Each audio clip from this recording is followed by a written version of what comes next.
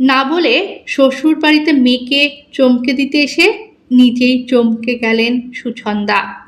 অভিনন্দনকেও সঙ্গে আসতে বলেছিলেন, কিন্তু তার আজ্ঞাবহ স্বামী ভদ্রলোক স্বভাবে বড্ড কুঁড়ে, ঘর ছেড়ে নড়তে চান না মোটে। বাধ্য হয়ে সুছন্দা একলাটি। দরজা খুলে দিল সরলা, নন্দনার খুঁততুতো ননদ। তাকে দেখে একগাল হাসল। মেয়ের মুখেই একদিন শুনেছিলেন ছোটবেলায় মা বাপ হারা মেয়েটিকে গ্রাম থেকে সঙ্গে করে নিয়ে এসেছিলেন নন্দনার শাশুড়ি অপালা। দায়িত্ব নিয়ে ঘরের কাজ পড়াশোনা শিখিয়েছেন, সহবত শিক্ষাও দিয়েছেন। চাকরি করার পাশাপাশি বাড়ির একজন হিসেবে সবার সঙ্গে মিলেমিশে থাকে, হাসি খুশি মিশুকে।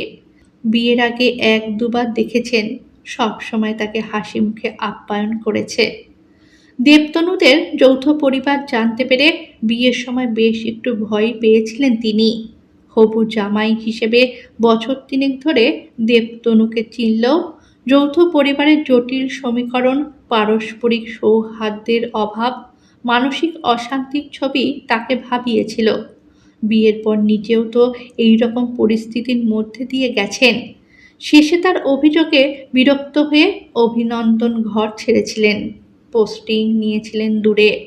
ভাগ্যিস, নইলে ওই কুটকাচালি শুনতে শুনতে সুছন্দা বুঝি পাগলই হয়ে যেতেন।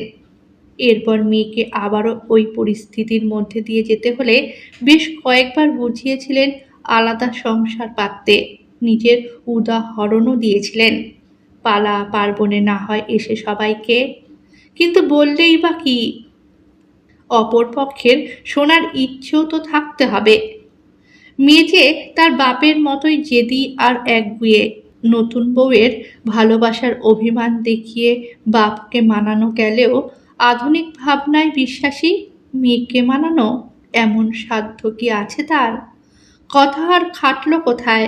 বিয়ে করে নন্দনা দেবতনুদের সাবেকি বাড়িতেই এসে উঠল। আজ তিনি দেখতে এসেছেন কেমন সংসার করছে মেয়ে। সত্যি কি যৌথ পরিবারের শরিক হয়ে খুশি সে? একই রকম হাসিমুখ সরলার। জেঠিমা ঘরে আছেন, আপনি যান। দরজার সামনে দাঁড়িয়ে সুছন্দা দেখলেন খাটের উপর আরাম করে বসে অপালা কফি মাগে চুমুক দিচ্ছেন আর এক মনে মোবাইল স্ক্রল করছেন। ঠোঁটে সামান্য হাসি, সামনে ব্রেকফাস্টের ট্রে সাজানো। রজতা বসেন, নন্দনা শ্বশুর ঘরে নেই। একটু যেন অবাকই হলেন। এখন প্রায় 10টা বাজে, এই সময় কি বাজারে গেলেন ভদ্রলোক? ছুটির দিনে এত বেলায় কি কেউ বাজারে যায়? দরজায় মৃদু নক করে নিজের উপস্থিতি জানান দিতেই মুখ তুলে সুছন্দার দিকে তাকালেন অপালা। আরে বেয়ান যে, আসুন আসুন। আজ রবিবার তো, তাই একটু আরাম করছিলাম। বলতে পারেন নিজের সঙ্গে সময় কাটাচ্ছিলাম। সারা সপ্তাহ এতখানি চাপ যায়, সপ্তাহের একটা দিন অন্তত আরাম করতে না পারলে চলবে কেন? সঙ্গে আনা ফল মিষ্টি মেয়ে জামাইয়ের জন্য কেক পেস্ট্রি অপালা দেবীর হাতে তুলে দিয়ে অবাক সুরে বলেন সুছন্দা, আপনার কথাটা ঠিক বুঝতে পারলাম না বেয়ান। রোববার আরামের দিন? রোববারই তো দেখি আমাদের কাজের চাপ সব চাইতে বেশি থাকে। ছেলেরা বাড়িতে থাকে, তাদের দফায় দফায় চা জল খাবার যোগান দেওয়া, আমার দুপুরের জন্য স্পেশাল রান্নাবান্না, মাংস কষানোতেই কতটা সময় চলে যায়। হাসলেন অপালা। আমার কাছে কিন্তু রোববার মানে আরামের দিন। যাই হোক, আপনি এসেছেন, আমি ভারী খুশি হয়েছি। সকালে এসেছেন যখন জলখাবার খাবেন নিশ্চয়ই, নাকি আগে একবার মেয়ের সঙ্গে দেখা করবেন? দেখা করলে অবশ্য মন্দ হতো না, হাসেন সুছন্দা।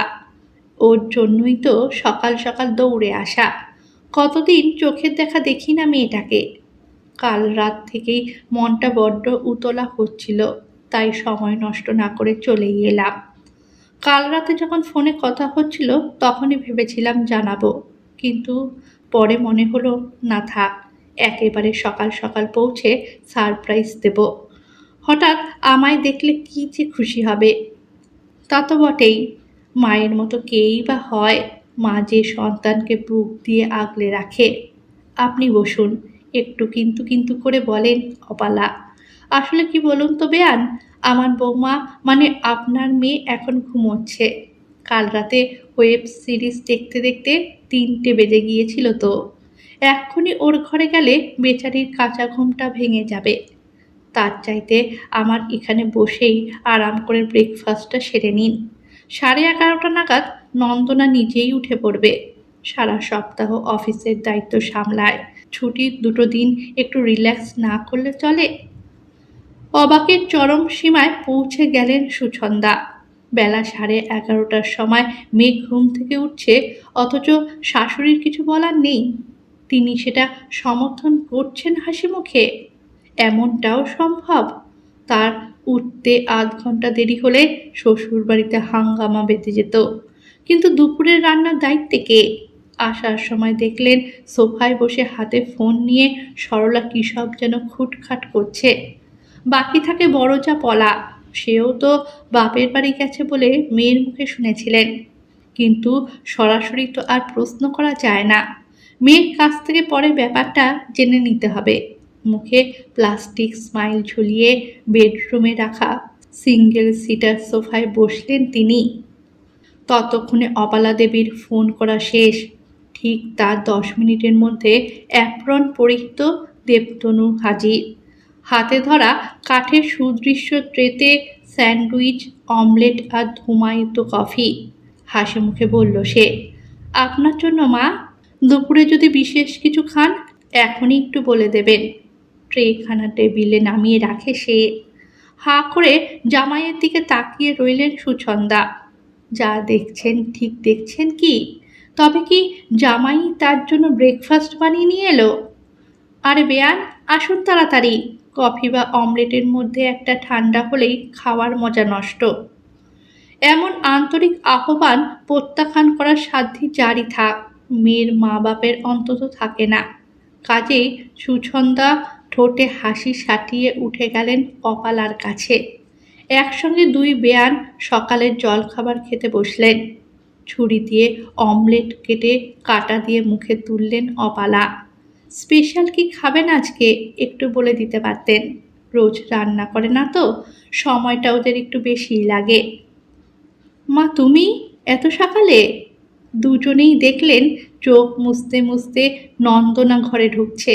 শাশুড়ির দিকে তাকিয়ে একগাল হেসে বলল, ও মা, তুমি তো দেখছি দিব্যি ব্রেকফাস্ট নিয়ে বসে গেছো। আর মা তুমিও? কেউ তো আমাকে একবার ডাকলে না। আমার বুঝি খিদে পায় না? মিষ্টি অভিযোগ শুনে মিষ্টি করে হাসেন অপালা। সত্যি তোকে কেউ ডাকেনি?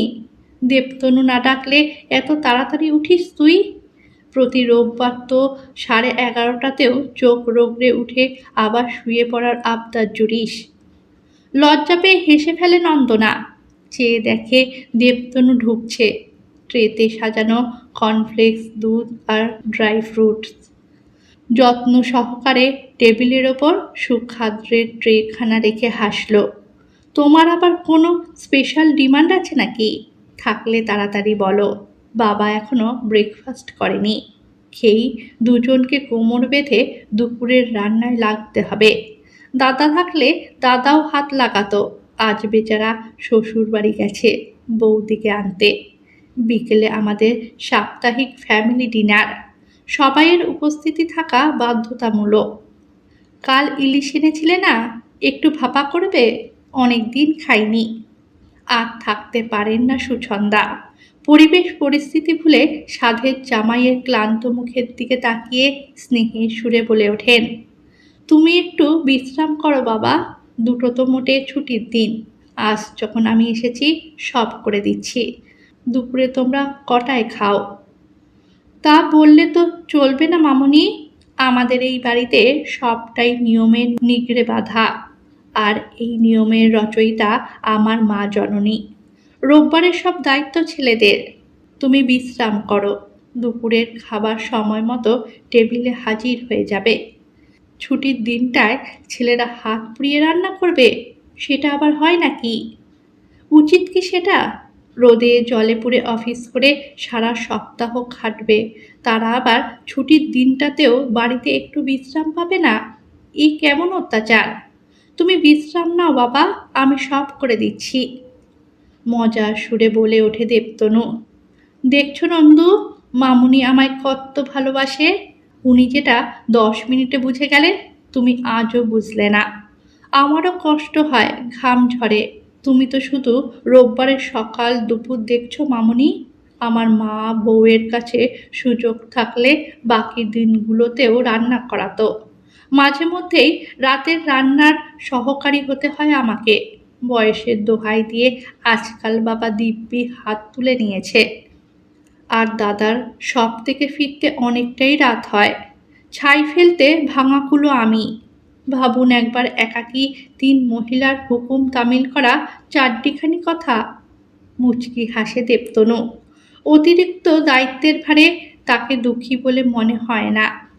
গোল গোল চোখে জামাইয়ের দিকে তাকিয়েছিলেন সুছন্দা, কিন্তু মেয়ের যুক্তিপূর্ণ কথার সামনে স্থানবৎ হয়ে পড়লেন। আমি দিদিভাই দুজনেই তো একই রকমভাবে ক্লান্ত হয়ে অফিস থেকে ফিরি প্রতিদিন। তারপরেও সবার জন্য সকালের ব্রেকফাস্ট বানাই, ডিনারের আয়োজন করি। কখনো কখনো দেব সাহায্য করে।